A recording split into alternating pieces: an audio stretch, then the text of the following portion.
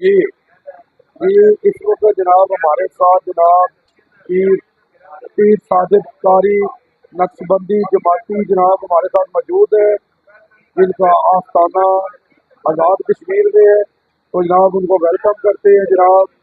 جناب جی صاحب السلام علیکم۔ وعلیکم السلام جناب کیا حال ہے جی آپ کا، کیسے ہیں، طبیعت کیسی ہے آپ؟ الحمدللہ بہت اچھی اور چیز ہے، جیل ماں کے کیسا لگا آپ کو؟ بہت اچھا۔ تو بہت اچھے لوگ ہیں یہاں پر اور مہمان نواز لوگ ہیں، تو جاوید جی آپ سے مل کر بہت خوشی ہو رہی ہے۔